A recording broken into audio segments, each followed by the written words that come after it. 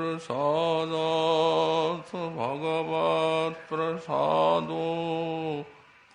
यस्य प्रसादान्न गति कुतोऽपि ध्येयं स्तुवं तस्य यशस्ति सन्ध्यं वन्दे गुरो श्रीचरणारविन्दम्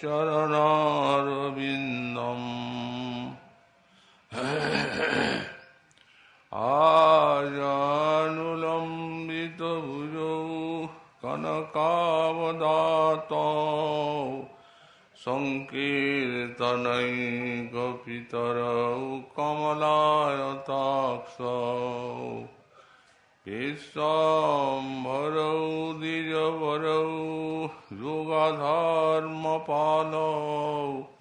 वन्दे जगत्प्रियकरौ करुणावतारौ नमस्त्रिकालसत्याय जगन्नाथसुताय च सविताय सपुत्राय सकलत्राय ते नमः वरेहापीडाभिरामं मृगमदतिलकं कुण्डलाक्रान्तगण्डां पञ्चाक्षं कम्बुकण्ठं स्मितसुभगमुखं स्वाधुरीन्नस्तवीनुं श्यामं शान्तं त्रिभङ्गं रविकरवसनं भूषितं वैजयन्त्या वन्दे वृन्दावनस्थं युवतिशतवृतं ब्रह्मगोपालवेशम्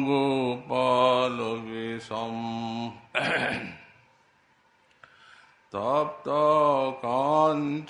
गौरङ्गी राधे वृन्दावनेश्वरी वृषभानुसुते देवी तं नमामि हरिप्रिये मूकं करोति वाचालं पङ्गुं लङ्घयति गिरिं यत्कृपातमं वन्दे परमानन्दमाधवम्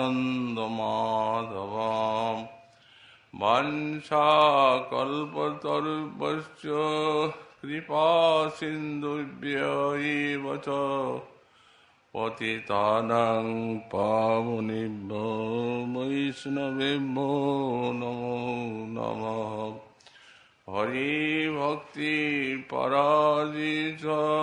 हरिनामपरायणा दुर्वृत्ता वा सुवृत्ता वा तेषां नित्यं नमो नमः नमो धर्माय महते नमो कृष्णाय वेधसे ब्राह्मणे नमस्कृत्य धर्मान् मोक्षे सनातनान् नारायणं नमस्कृत्य नरं चैव नरोत्तमं देवीं सरस्वतीं व्यासं ततो जयो मुदीरये जय रूप सनातन भट्ट रघुनाथ श्रीजीव गोपाल भट्ट दास रघुनाथ छय गुसाईर करे चरण बंदन जाहिति विघ्ननाश पुरन दुर्गमी पथिमन्दस्य स्खलत्पादगतिर्मुहुः सकृपादृष्टिदानेन सन्तु अवलम्बनम्।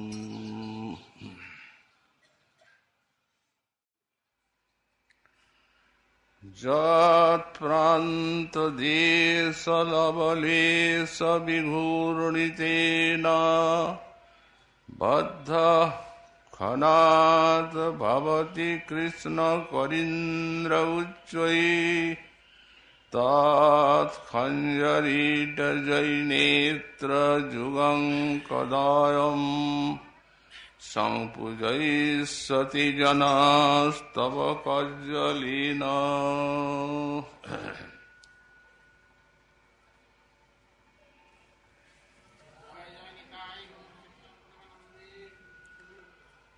অপার করুণা ঘন বিগ্রহ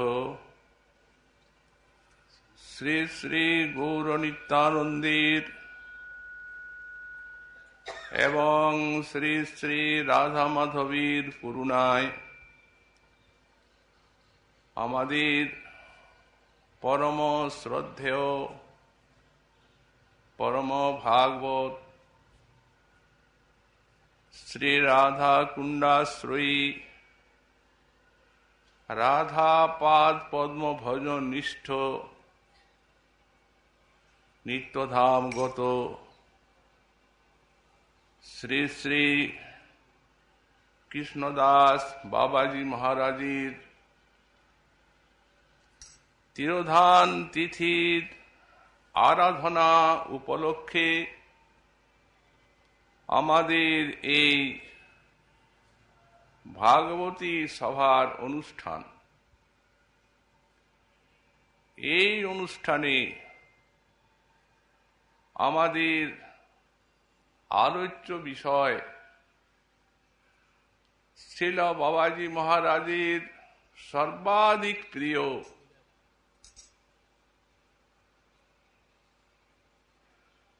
শ্রীপাদ রঘুনাথ দাস গোস্বামী চরণীর প্রণীত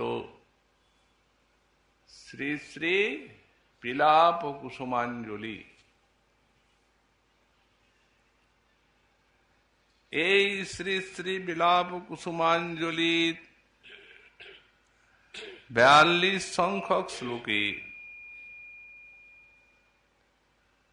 শ্রীপাদ গোস্বামী চরণ রাধারানীর সেবা প্রার্থনা করতে গিয়ে বলেছেন,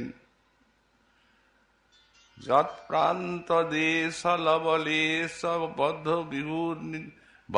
বিঘূর্ণিতেন বদ্ধ খনাৎ ভবতি কৃষ্ণ করিন্দ্র উচ্চৈঃ তৎখঞ্জরিটজয়ী নেত্র যুগং কদায়ম সম্পুজয়িষ্যতি জনস্তব কজ্জলীন। ওই সুবর্ণাঙ্গী শ্রী শ্রী রাধিকে আমি কবে খঞ্জরিট জয়ী অর্থাৎ অতি চঞ্চল তোমার নয়ন যুগলীর সেবার সৌভাগ্য লাভ করব। তোমার নয়ন যুগল যেন দেবতা, এই জন্য আমি তাদের কলজল রূপ উপচারে সম্যক রূপে সেবা করব। তোমার নয়নকে দেবতা এই জন্যই বললাম।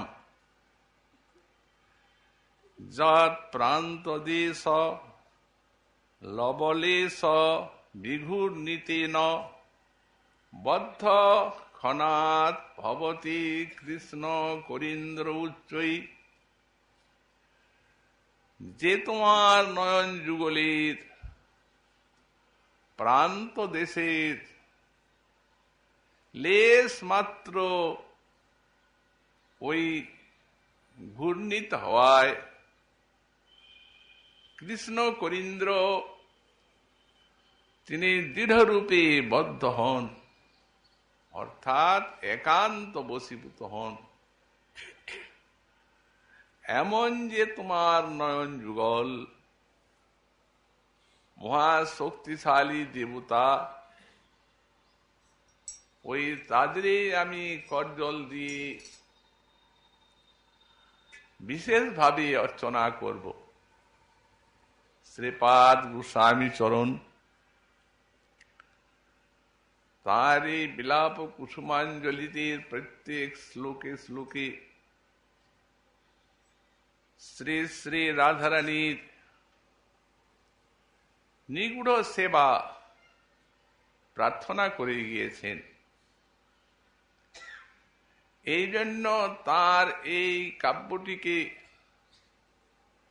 প্রার্থনা স্তোত্র বলা হয়। তার পরম অভীষ্ট শ্রী শ্রী রাধারানীর চরণে সেবা প্রার্থনা করছেন। এই যে সেবা, এই ভক্তির অর্থই হচ্ছে সেবা। ভজিতে সবই ধাতু সেবায়াং পরিকীর্তিত। ভজ ধাতুতে ভক্তি শব্দটি নিষ্পন্ন হয়েছে, তো ভজ ধাতুর অর্থ হচ্ছে সেবা। ভজ ইত্যেষ বৈ ধাতু সেবায়াং পরিকীর্তিত। ভজ ধাতুর অর্থ হচ্ছে সেবা, অতএব ভক্তির অর্থ হচ্ছে সেবা।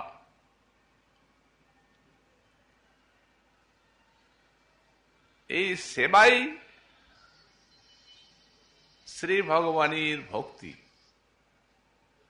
আমাদের শ্রীমজ্জীব গোস্বামী পাদ তিনি তার প্রীতি সন্দর্ভ গ্রন্থে লিখেছেন যে যারা শান্ত ভক্ত তাদের সেবা নেই বা সেবা কামনা নেই। এই জন্য ওদিকে তটস্থ ভক্ত বলে আখ্যা দেওয়া হয়েছে,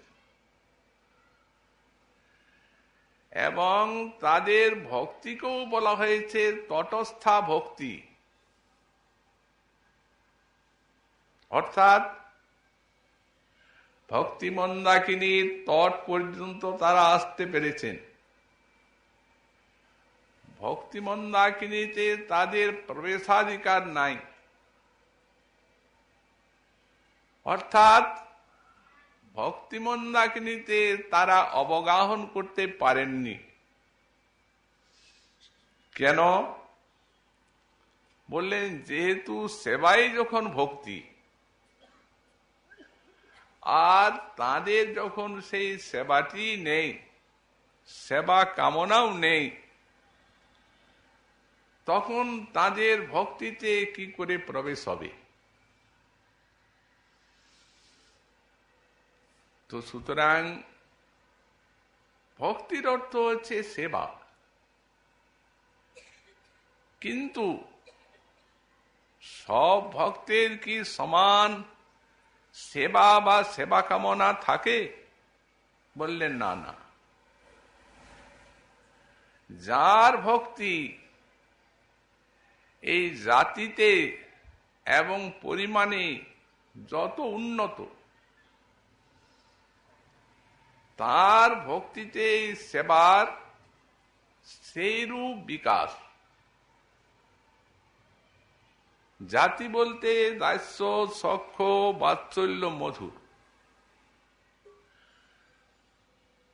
এই চার প্রকার ভক্তিতে আছে সেবা। কিন্তু দাস্যের থেকে সখ্যে, সখ্যের থেকে বাৎসল্যে, বাৎসল্যের থেকে মধুরে সেবার বিকাশ। তেমনি এই যে ভক্তি মানে প্রেম, এই প্রেম পরিমাণও বিভিন্ন প্রকার। প্রেম ক্রমে বাড়ি হয়, স্নেহ, মান, প্রণয়, রাগ, অনুরাগ, ভাব, মহাভাব হয়। প্রেম বাড়তে বাড়তে চরমে হয় মহাভাব। এই যে মহাভাব, এই মধুর রসের ভক্ত যারা, ব্রজের সখী মঞ্জরী, এই তাঁদেরই মধ্যে আছে এই মহাভাব। সুতরাং এই মহাভাবেই সেবার সর্বাধিক বিকাশ। সর্বোপরি এই যে রাধারানীর মঞ্জরীগণ কিঙ্করী যারা, তারা সাক্ষাৎ সেবারসের মূর্তি। এই সেবারস দিয়েই গড়া যেন তাদের স্বরূপ। এই জন্য তাদের মধ্যে চরম সেবার পরাকাষ্ঠা। সেই সেবাতেই তারা তন্ময়ী। শ্রীপাদ রঘুনাথ দাস গোস্বামী চরণ তিনি স্বরূপে রতি মঞ্জরী বা তুলসী মঞ্জরী। সেই স্বরূপে রাধারানীর এই সেবাটি কামনা করছেন, সেবাই। কিন্তু এই প্রার্থনাটির নাম দিয়েছেন বিলাপ কুসুমাঞ্জলি। কেন? যখন সেবা প্রার্থনা করছেন তখন আবার বিলাপ কুসুমাঞ্জলি নাম দিলেন কেন গ্রন্থের? দেখুন, বিলাপ কাকে বলে? আমরা দেখতে পাই লোকে একান্ত প্রিয়জনের বিয়োগে যখন শোকে অধীর হয়ে আর তার গুণাবলী বলতে বলতে বিনিয়ে বিনিয়ে কাঁদে, তখন তাকে বলা হয় বিলাপ। তাতে থাকে প্রিয়জনের গুণ, রূপ ইত্যাদি। এই বিনয় বিনয়া কাঁদতে থাকে, তারই নাম বিলাপ। কিন্তু এই জগতের প্রিয়জনের জন্য যে বিলাপ, সে বিলাপটি ক্ষণিক, ক্ষণস্থায়ী। দেখুন, যেমন পতিগত প্রাণা পতিব্রতা পতিবিয়োগে কাঁদলেন কিছুদিন, আবার কাল সব বিস্তৃতির গর্ভে নিয়ে গেল, মুছে দিল। আত্মীয় পরিজন সঙ্গে আবার হাস্য পরিহাস, সেই সংসার। কিন্তু ভূমা পুরুষ যে ভগবান, তার বিয়োগে যে বিলাপ, সে ক্ষণিক নয়, সে হচ্ছে স্থায়ী এবং সে হচ্ছে ওই অসীম অনন্ত, তার কোনো ক্ষীণতা নাই, বৃদ্ধি আছে। সেই যে ভূমাপুরুষ কৃষ্ণ, এই কৃষ্ণ যার রূপ গুণ লীলাতে আত্মহারা হয়ে থাকেন, সেই রাধারানী। সেই রাধারানীর জন্য বিলাপ শ্রীপাদ রঘুনাথে সেবা কামনা করছেন বিলাপের সুরে, বিলাপে কান্তে কান্তে, বিলাপ করতে করতে। আমাদের পরম পূজ্য শ্রীপাদ দীনশরণ দাস বাবাজি মহারাজ বলেছিলেন, বললেন, পাশ্চাত্য দেশে একটা প্রবাদ আছে যে সেখানে লোকে বলে রাজহাঁসগুলি মরণের পূর্বে গান গায়। তো তেমনি এই যে বিলাপ কুসুমাঞ্জলি, এটি শ্রীপাদ রঘুনাথের অপ্রকটের পূর্ববর্তী সেই বিরহের গান। এত দূর বিরহ উঠেছিল, ধীরে ধীরে ক্রমশ অনেক ঘাত প্রতিঘাতে রঘুনাথের যে অবস্থা এসেছিল, সেই সময়েই তিনি করেছিলেন এই বিলাপ কুসুমাঞ্জলি রচনা। এটি তার সর্বশেষ রচনা। আমাদের মহাজন সুনিপুণ শিল্পীর মতো এই শ্রীপাদ রঘুনাথের যে এই ক্রমশ বিলাপীর বৃদ্ধি, তার একটা চিত্রাঙ্কন করেছেন শ্রী শ্রী রাধাবল্লভ দাস পদকল্পতরুতে। তার এই পদ আছে, রাধা কৃষ্ণ বিয়োগে শ্রীপাদ ছাড়িল সকল ভোগে, সুখ রূপ অন্নমাত্র সার। রঘুনাথের বৈরাগ্যটি সাময়িক নয়, বা রঘুনাথের বৈরাগ্যটি কোনো অভ্যাসের নয়, ত্যাগের নয়। রঘুনাথের বৈরাগ্য হচ্ছে সহজাত। এই জন্যই কবিরাজ গোস্বামী পাদ লিখেছেন, আজন্মনা দিলা জিভায় রসে স্পর্শন। বাল্যকাল থেকে যখন জ্ঞানের উদয় নেই, তখন তো ছেলেপুলে মিষ্টি ইত্যাদি খায়, কিন্তু আজন্ম উনি জিভায় রসে স্পর্শ দেননি। অতএব সহজাত বৈরাগ্য। সুখরূপ অন্নমাত্র সার। চৈতন্যের বিয়োগে অন্ন ছাড়ি দিল আগে, ফল গব্য করিল আহার।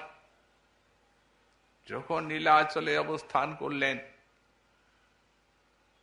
তখন তার সেই সুখরূপ অন্ন এত দূর পর্যন্ত উঠেছিল যে গাভীর অবহেলিত সে নর্দমার যে পচা অন্নগুলো, সেগুলিকে ধুয়ে আর লবণ দিয়ে ভোজন করতেন রঘুনাথ। ত্যাগ বৈরাগ্যের ইতিহাসে যা একান্ত বিরল ব্যাপার, বিশ্বে কোথাও শোনা যায় না। এই রঘুনাথের বৈরাগ্যে যা দেখা যায়। চৈতন্যের বিয়োগে আর স্থির থাকতে পারলেন না নীলাচলে। হঠাৎ গৌর শশী হাসতে হাসতে মধ্য গগনে অস্তমিত হয়ে গেলেন। ভক্তগণের মাথায় যেন শত শত বজ্রাঘাত হলো। তারা বজ্রাহতের মতো নিস্তব্ধ, নির্বাক, নিস্পন্দ হয়ে গেলেন। চৈতন্যগত প্রাণ শ্রী রঘুনাথ আর থাকতে পারলেন না নীলাচলে। চৈতন্যের অগোচরে নিজকে ছিঁড়ি করে বিরহে ব্যাকুল ব্রজে গেলা। কেন ব্রজে এলেন? দেহত্যাগের ইচ্ছায়। দেহত্যাগ পরিমণে গেলাগিরি গোবর্ধনে দুই গোসাই তাঁরে দেখিলা। ধরিরূপ সনাতন রাখিল তাঁর জীবন, দেহত্যাগ করিতে না দিলা। এই দুই গোসাইর আজ্ঞা পাইয়া রাধা কুণ্ড তটে গিয়া বাস করি নিয়ম করিলা। এই রাধা কুণ্ডে বাস। সেখানে চৈতন্যের বিযোগী ছাড়িল সকল ভোগে, সুখরূপ অন্নমাত্র সার। চৈতন্যের বিযোগী অন্ন ছাড়ি দিল আগে, ফল গব্য করিল আহার। সামান্য একটু মাঠা খেতে লাগলেন। দেখতে দেখতে চলে গেলেন সনাতন। সনাতনীর অদর্শনী তাহা ছাড়ি সেই দিনে কেবল করই জল পান।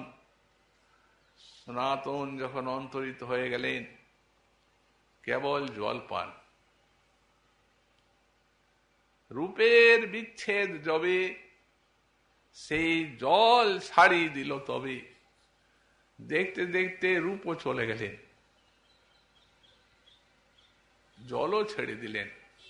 রাধা কৃষ্ণ বলে রাখে প্রাণ, তখন ওই রাধা কৃষ্ণ বলে প্রাণ রাখা। বিরহ এত দূর কেন? শ্রীরূপের অদর্শনে না দেখিয়া তাঁর গণে বিরহে ব্যাকুল হইয়া কাঁদে। যখন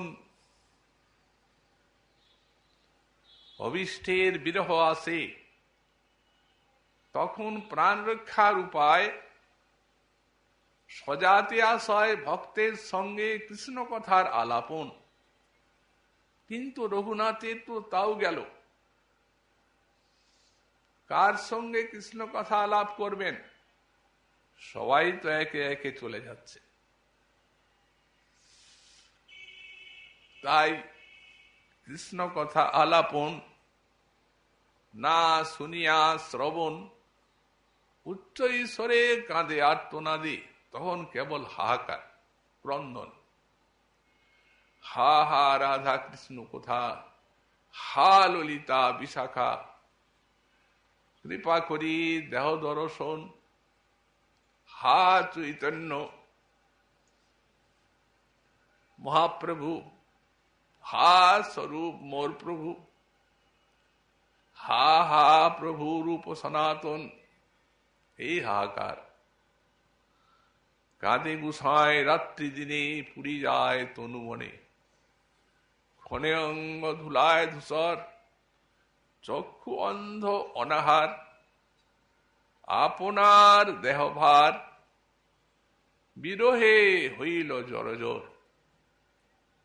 সেই রাধাকুণ্ড তটে পড়ি, সঘনে নিঃশ্বাস ছাড়ি, মনে কৃষ্ণ নাহায় স্মরণ, মন্দ মন্দ জিহ্বা নড়ে, প্রেম অশ্রু নেত্রে পড়ে। মনে কৃষ্ণ করে স্মরণ, সেই সময়ের রচনা এই বিলাপ কুসুমাঞ্জলি। এই জন্য সেবা প্রার্থনাগুলি সব বিলাপের সুরে হয়েছে, কেবল সেবা প্রার্থনাই নয়। রোদন করতে করতে বিনয়ে বিনয়ে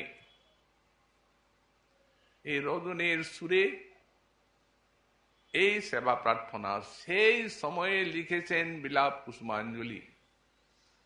এই জন্যই নামটি বিলাপ। বিলাপ বললেন ঠিক আছে, কুসুমাঞ্জলি বললেন কেন? কুসুম তো সুবাসিত, সে তো আনন্দের, সে তো সুন্দর। তাহলে তার এই বিলাপটি কি আনন্দের সুন্দর? বললে হ্যাঁ ঠিক তাই। এক প্রেম রসের দুটো ভূমি আছে, একটা হচ্ছে বিরহ, আর একটি হচ্ছে সম্ভোগ বা মিলন। তো প্রেম রসেরই যখন দুটো ভাগ, প্রেম তো সাক্ষাৎ আনন্দ রসের বৃত্তি, আনন্দিনী শক্তির বৃত্তি প্রেম। অতএব প্রেম রসের যখন ভূমি, তখন বিরহেও চরম আনন্দ আছে। মহাজন বললেন চরম আনন্দ কি? এই মিলনের থেকে বিরহে অধিক আনন্দ আছে। এই জন্যই তো গৌড়ীয় বৈষ্ণব আচার্যগণ তাঁদের এত বিরহ। আমাদের সনাতন গোস্বামী পাদ লিখেছেন বৃহৎ ভাগবতামৃতে, প্রাক যদ্যপি প্রেম কৃতাৎ প্রিয়ানাং বিচ্ছেদ দাবা নলবেগতন্ত সন্তাপ জাতেন দুরন্ত শোকা বেশেন গাঢ়ং ভবতিব দুঃখম। বললেন যখন বিরহ আসে, তখন প্রথমে প্রাগযদ্যপি প্রেম কৃতাৎ প্রিয়ানাং, প্রিয়জনের সেই বিরহ প্রেম দুরন্ত শোক হয়, গাঢ় দুঃখ হয়। কিন্তু আজ তার জন্য রোদন আদি করেন, কিন্তু বস্তু বিচারে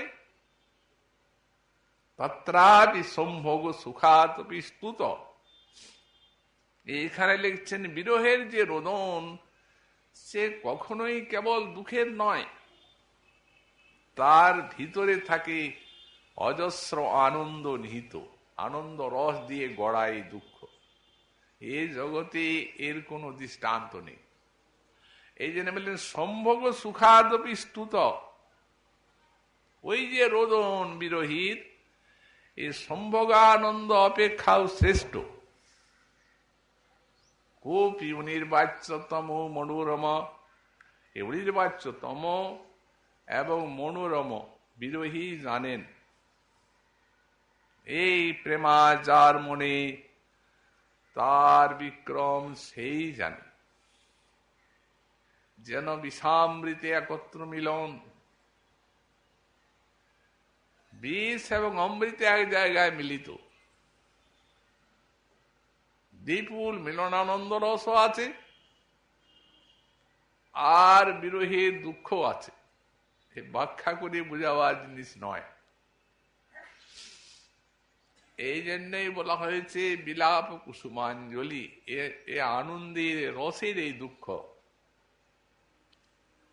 অর্থাৎ শ্রীপাদ রঘুনাথ বিরোহী, তার অবিরল অশ্রুধারা ঝরেছে, তার হৃদয় ভূমিতে নিহিত ছিল যে রাধারানীর চরণে প্রেম, সেই প্রেম সিঞ্চিত হয়ে আর এই বিলাপ কুসুমান, এই বিলাপ লতিকা, সেখানে থেকে বিরহলতা জাত হয়েছে, তাতেই ফুটেছে এই বিলাপ কুসুম। এবং সেই বিলাপ কুসুম নিজের হাতে চয়ন করে আর শ্রীপাদ অভীষ্ট শ্রী রাধারানীর সেবা করেছেন, নাম দিয়েছেন বিলাপ কুসুমাঞ্জলি। একটি শ্লোকে শ্রীপাদ করেছেন এই প্রাতঃকালীন শ্রী রাধারানীর সেবা। সেখানে তিনি দেখিয়েছেন সেবার পরিপাটি। অর্থাৎ সাধক ভক্তগণ যে রাধারানীর সেবা চিন্তা করবেন, তার আদর্শ বা চরম বিকাশ ফুটে উঠেছে এই বিলাপ কুসুমাঞ্জলিতে। মানে কিভাবে আত্মময়, ব্যাকুলতাপূর্ণ, কত প্রগাঢ় আদরময় এবং কত প্রাণবন্ত সেই সেবা, নিখুঁত এমন ভাবে সেবাগুলি সব উল্লেখ করেছেন শ্রীপাদ রঘুনাথ।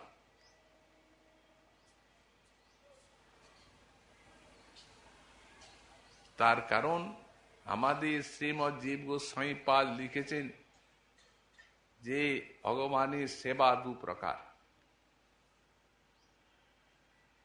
একটি হচ্ছে প্রসঙ্গরূপা সেবা,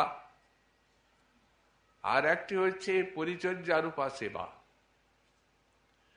পরিচর্যারূপা সেবাটি হচ্ছে যেমন জল দান, তাম্বুল দান, বিজন করা, চরণ সম্ভাবন করা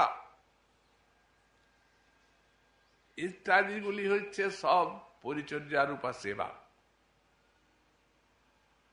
আর প্রসঙ্গরূপা সেবাটি কি? সেটি হচ্ছে অভীষ্টকে কৃষ্ণের নাম, রূপ, গুণ, লীলার মাধুরী শ্রবণ করানো, আস্বাদন করানো। তো তার অভীষ্ট হচ্ছেন রাধারানী। কৃষ্ণময়ী, কৃষ্ণ যার অন্তরে বাহিরে, অন্তরে বাহিরে কৃষ্ণ, কৃষ্ণ নাম অবতংশ কানে, যার কানে কৃষ্ণ গুণ, কৃষ্ণ লীলার অলঙ্কার সর্বদা বিরাজ করছে। তো সেবা দুই প্রকারই সেবা করেছে, যেমন শৃঙ্গারটি করেছেন, তেমনি শৃঙ্গারের সঙ্গে সঙ্গে এমন কৃষ্ণ কথা শুনিয়েছেন, কৃষ্ণ কথার মাধুরী এমন আস্বাদন করিয়েছেন, পাগল করে দিয়েছেন। তো আমাদের শ্রীজীব গোস্বামী পাদ লিখলেন যে যেখানে সাধক সেবা করবেন সেখানে এই প্রসঙ্গরূপা সেবাটির থেকে পরিচর্যারূপা সেবার বৈশিষ্ট্য আছে। পরিচর্যারূপা সেবা মঞ্জুরি গণেরও আছে।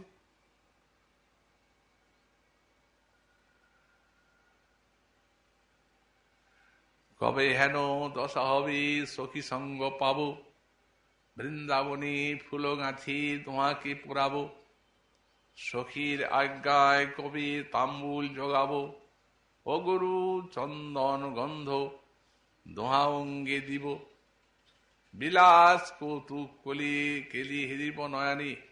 এ তো সব পরিচর্যারূপা সেবা। আর তার মধ্যে আমাদের গোস্বামী পাদের ওই কৃষ্ণ কথা দিয়ে রাধারানীর অপূর্ব সেবা প্রসঙ্গরূপা, এখানে প্রসঙ্গরূপা সেবাটিরই বিশেষ আস্বাদ। তো রাধারানীর এই শ্লোকে শ্রী শ্রী রাধারানীর নয়নে কজ্জল পরাবেন, পরেছেন কজ্জলের বাটি হাতে, নয়নে কজ্জল দেবেন। তো কৃষ্ণ কথার দ্বারা রাধারানীকে পাগল করে আর এই সেবাটি করছেন। বলছেন প্রথমে, তোমার নয়ন যুগল কেমন জানো? রাধারানীকে বলছেন কেমন তোমার নয়ন যুগল? এ শক্তিশালী দেবতা যেন। তো দেবতার তো পুজো করতে হয়, বিশেষ যখন এত শক্তিশালী দেবতা, তখন দেবতার তো পুজো করতে হয়। অতএব আমি তোমার নয়নের পুজো করব। দেবতা বলছেন নেত্রকে, রাধারানী চকিত নেত্রে তার দিকে তাকাচ্ছেন। নয়নের পুজো করব বলছেন, কাজল দেবেন। পুজো নয়, সম্যক পুজো, সম্পূজো ঈশ্বতী। নয়নের কত প্রভাব! এই নয়নের শ্রীকৃষ্ণের উপরে তাকে তার বৈশ্যতার কত শক্তি! আমাদের শ্রীপাদ প্রবোধানন্দ সরস্বতী লিখেছেন, বেণু করাত নিপতিত স্খলিতং শ্রীখণ্ডম ভ্রষ্টঞ্চ পীতবসনম ব্রজরাজু শোনো, যস্যা কটাক্ষ সরঘাত বিমূর্ছিতস্য তাং রাধিকাং পরিচরামি কদারসীন। রাধারানীর নয়নের সুষমা বর্ণনা করছেন কৃষ্ণের প্রতি এই নয়ন কটাক্ষের প্রভাব। একটা কটাক্ষে শ্রী রাধারানীর বেণু করাত নিপতিত, শ্রীকৃষ্ণের হস্তের থেকে তার মোহন বেণু স্খলিত হয়ে পড়ে। যে বেণুর সুরে লক্ষ লক্ষ ব্রজ সুন্দরী মূর্ছিত হয়ে পড়েন, এই রূপ জগন্মোহন যে বেণু, রাধারানীর একটি কটাক্ষে সেই বেণুটিও হাতের থেকে স্খলিত হয়ে পড়ে। স্খলিতম শ্রীখণ্ডম, মস্তকের যে শ্রীখণ্ড চূড়া সেটিও গলিত হয়ে পড়ে যায়। ভ্রষ্টঞ্চ পীতবসনম, অঙ্গের যে পীতবসন সেও স্খলিত হয়ে পড়ে। যেমন কোন মহাবীরের স্বরাঘাতে কোন বীর পুরুষ যখন মূর্ছিত হয়ে যায়, তখন যেন তার মস্তকের মুকুট পড়ে যায়, কবচগুলি পড়ে যায়, ধনুর্বাণ পড়ে যায়, স্খলিত হয়ে আর মূর্ছিত হয়। তো বললেন সেই প্রকার যার বেণু, যার পীতবসন, যার চূড়াটি বাঁধিয়া উচ্চ, কে দিলে মৌর পুচ্ছ, ভালে সে রমণী মনোলোভা। প্রত্যেকটি ব্রজ সুন্দরীগণের পরম মোহন, কিন্তু রাধারানীর কটাক্ষ স্বরের এমনি প্রভাব যে বিশেষ মূর্ছা এসে যায়। এ হচ্ছে আনন্দ মূর্ছা, সহ্য করতে পারেন না। কিসের এই আনন্দ এত? সেই অখণ্ড সাক্ষাৎ স্বয়ং ভগবানের উপরে এত প্রভাব, কি সেই বস্তু?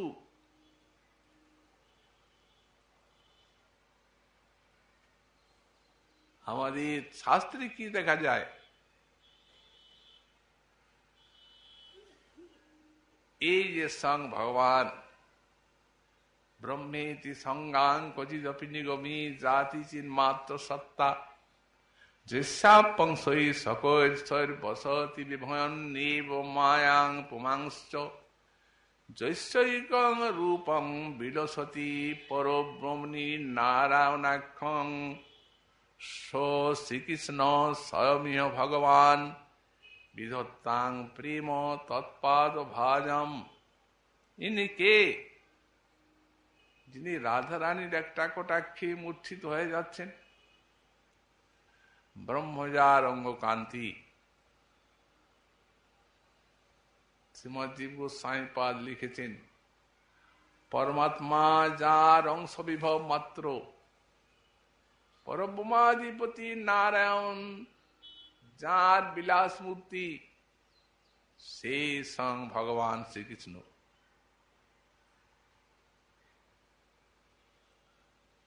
সাক্ষাৎ নারায়ণ মহাবিষ্ণু যার অংশ এবং কলামাত্র, সেই স্বয়ং ভগবান শ্রীকৃষ্ণের মধ্যে এত প্রভাব সৃষ্টি করছে, বিমূর্ছিত বিশেষ মূর্ছা এসে যাচ্ছে।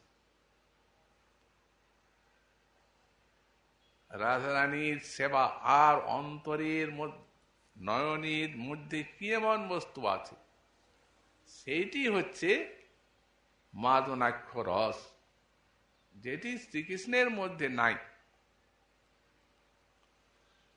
ওই মহাভাবীর চরম এই মাদন, তাই অপ্রাকৃত নবীন মদনের উপরে এই মাদন রসের এত প্রভাব।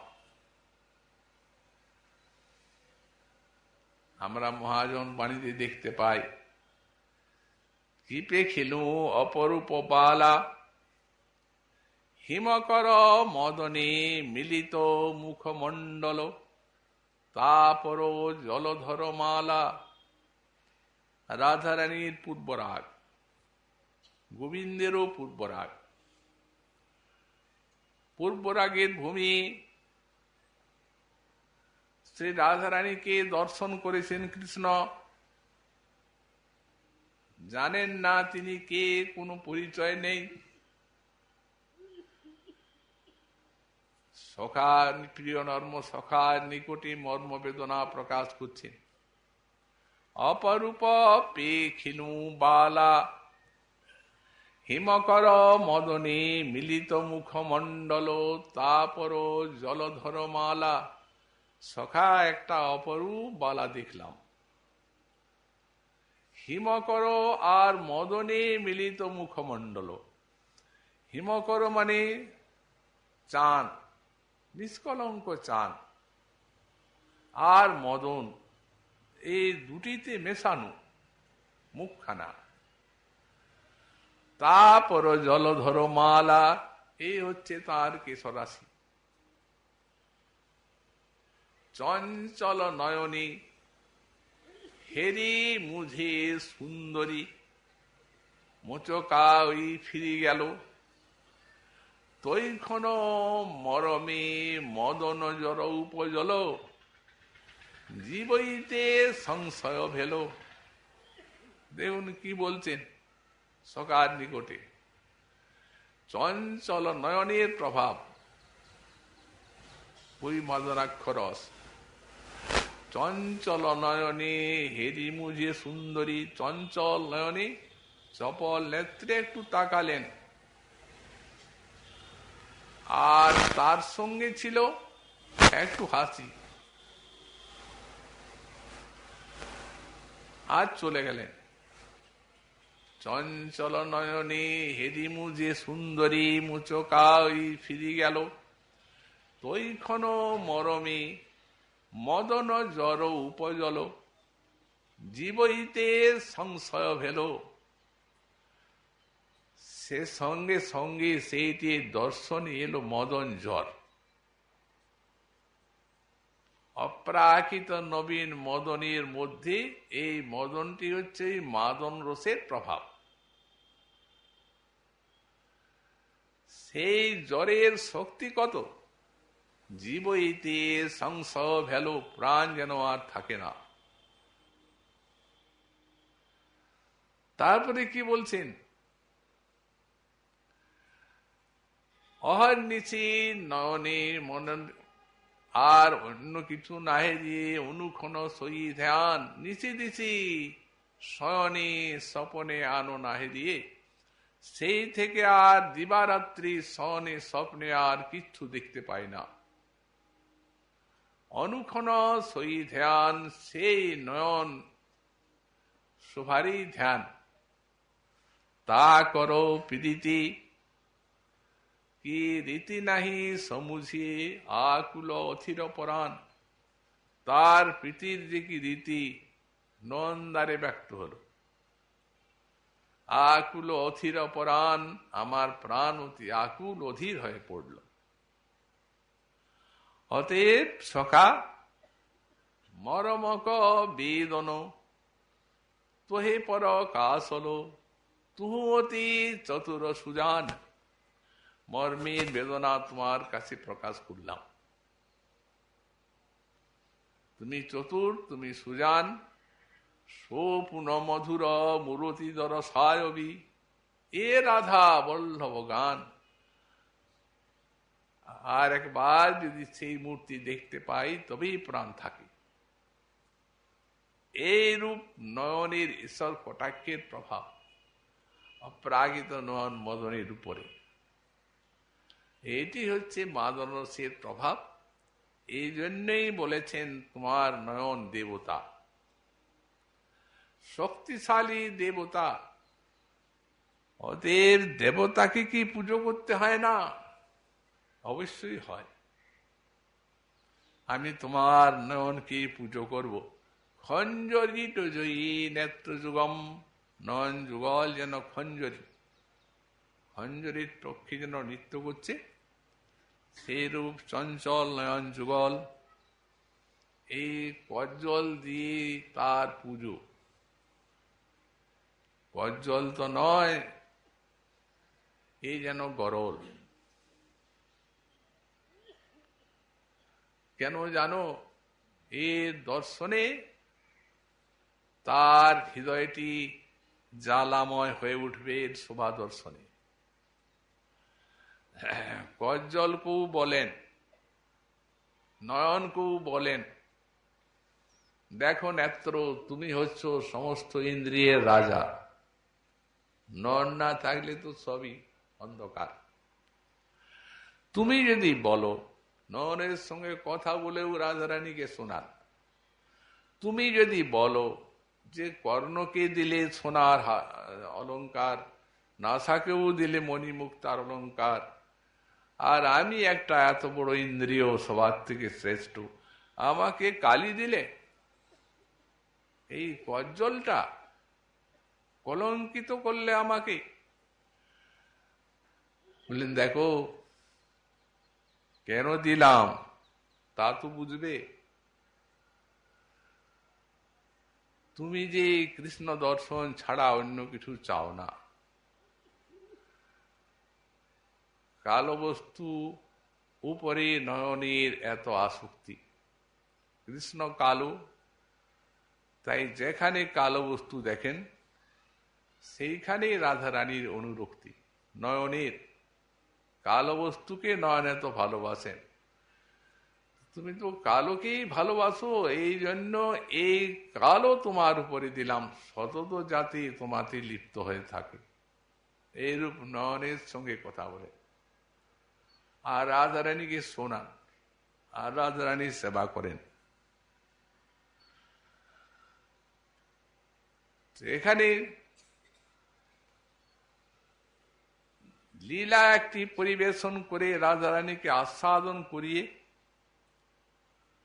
আর তারপরে এই সেবাটি করছে। কজ্জল দেবেন, হাতে আছে কজ্জলের বাটি, তুলে আছে নয়নে কজ্জল দেবেন। যৎপ্রান্ত দেশল বলে সবিগুড় নীতি নবদ্ধনাথ ভবতি কৃষ্ণ করিন্দ্র উচ্চই।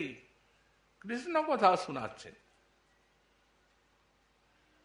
তোমার এই নয়নকে দেবতা বললাম, শক্তিশালী বললাম, কেন জানো? যে নয়নের প্রান্ত দেশের ঈষৎ ঘূর্ণনে কৃষ্ণ করে বদ্ধ হয়ে থাকেন।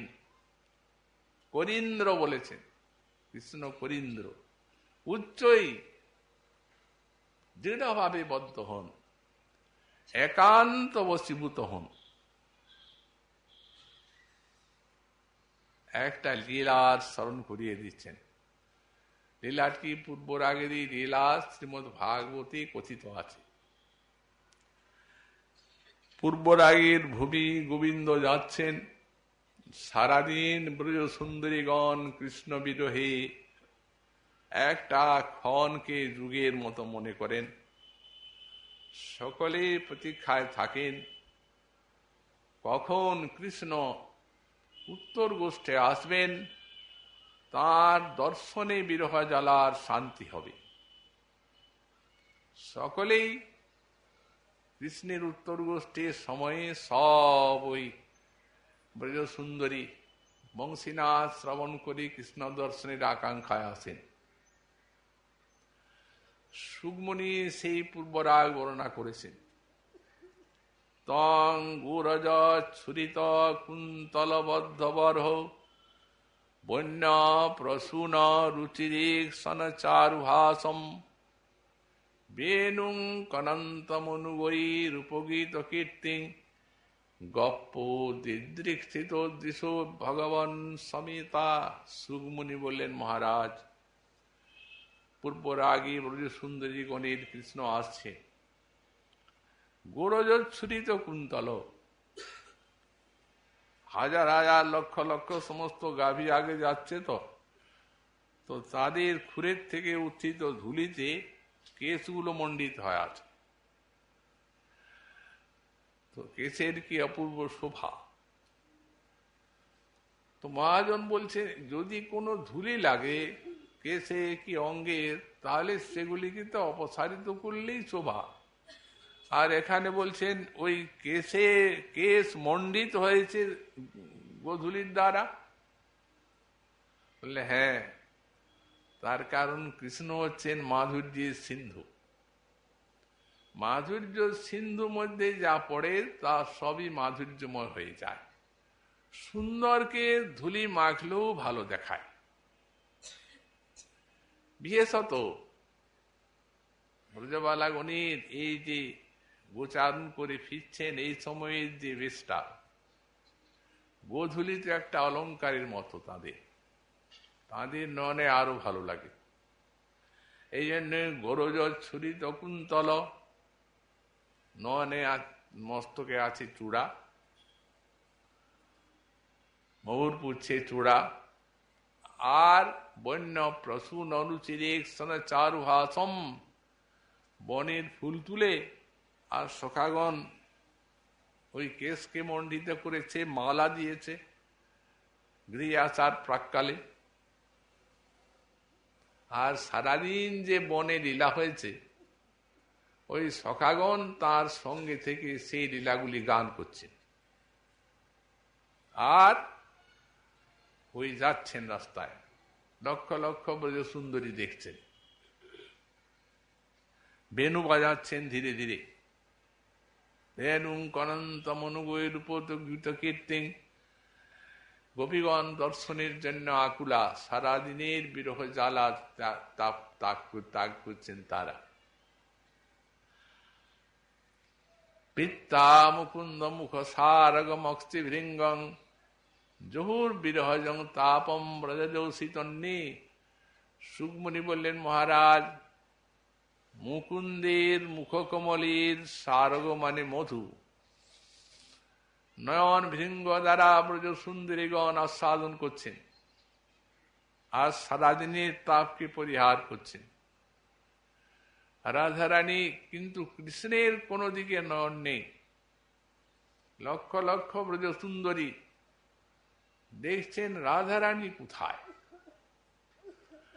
তৎসৎকৃতিং সমধিগম্য বিবেশ গোষ্ঠম, রাধারানী দর্শন করছেন, সখীগণ দেখাচ্ছেন, সুন্দরী পৈশ্য মিলতি বনমালী, ওই দেখো যার বিরহে তুমি এত কাতরা, সেই বনমালীকে দেখো। রাধারানী দর্শন করছেন। এখন গোবিন্দ দেখতে পান নাই, এই জন্য পূর্ণ গোবিন্দের মুখখানা নয়ন চষকে আস্বাদন করে নিচ্ছে। হঠাৎ গোবিন্দের নয়ন রাধারানীর বদনে পড়েছে। যেমনি ওই গোবিন্দের নয়ন রাধারানী কে দেখতে পেয়েছে, তেমনি রাধারানী লজ্জায় এসেছে, মুখ ঘুরিয়ে চলে যাবেন, দাঁড়িয়েছেন, আর একবার দেখে যাবেন। তো কিভাবে দেখছেন? নয়নের প্রান্ত ভাগে ঈষৎ ইক্ষণ, মানে লজ্জা আছে, লজ্জায় সেই দৃষ্টি এত সুশোভন, সঙ্গে সঙ্গে বিনয় আছে। বিনয় কিসের? আমি তো কিছুই দিতে পারলাম না। হর্ষ আছে, তৎসৎকৃতি সমধিগম্য বিবেশ গোষ্ঠং সবৃঢ় হাস বিনয়ং যদপাঙ্গমক্ষং, অপাঙ্গমক্ষ এইগুলি আছে নয়নদারে। হাসি আছে একটু, বিনয় আছে, লজ্জা আছে, এতগুলি উপচার আছে। এই উপচারগুলি দিয়ে নয়ন অঞ্জলিতে আর কৃষ্ণের সেবা করছেন ঈশ্বরী। তো বলছেন ইনিও তৎসৎকৃতি সমধিগম্য, এ কম সৎকৃতি নয়, সৎকার। নয়নদারে সব ব্যক্ত, এগুলি সারা রাত তাকে আনন্দে জাগিয়ে রাখবে। এই জন্যে যে সুশোভন লজ্জার সঙ্গে বিনয় মাখানো, তার সঙ্গে আছে ঈষৎ হাসি নয়নে, আর তার সঙ্গে আছে কটাক্ষ। এগুলিকে সম্যক রূপে হৃদয়ে রেখে আর সখাগণ সঙ্গে ওই ধীরে ধীরে গোষ্ঠং বিবেশ আস্তে আস্তে গৃহে গমন করলেন। তো সেই যে লীলাটি, সেই লীলাটি স্মরণ করিয়ে দিচ্ছেন নয়নে কজ্জল দিতে দিতে। বললেন, তোমার এই নয়নের প্রান্ত ভাগে লবলেশ মাত্র ঘূর্ণনে কৃষ্ণ করি উচ্চরূপে বদ্ধ হয়েছিল, মানে একান্ত বশীভূত হয়েছিলেন। শতকোটি ব্রজ সুন্দরী তাকাচ্ছেন, কোনো দিকে নয়ন নাই, একমাত্র সেই রাধারানীর দৃষ্টিতেই মগ্ন হয়ে আছেন। দাঁড়িয়ে গেছেন, আর হাঁটতে পারছেন না।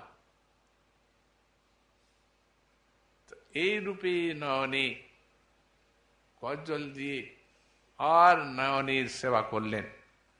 তারপর সেই স্ফূর্তিটি দেখেছেন আগে, লীলাটি, স্ফূর্তির বিরাম হয়েছে, তখন সেই লীলা দর্শনের পুনরায় প্রার্থনা করেছেন, কবে তোমার নয়নে কজ্জল দেব। পরবর্তী শ্লোকে আবার গোস্বামী পাদ একটা অন্য লীলা রাজ্যে নিয়ে যাচ্ছে, অন্য সেবা।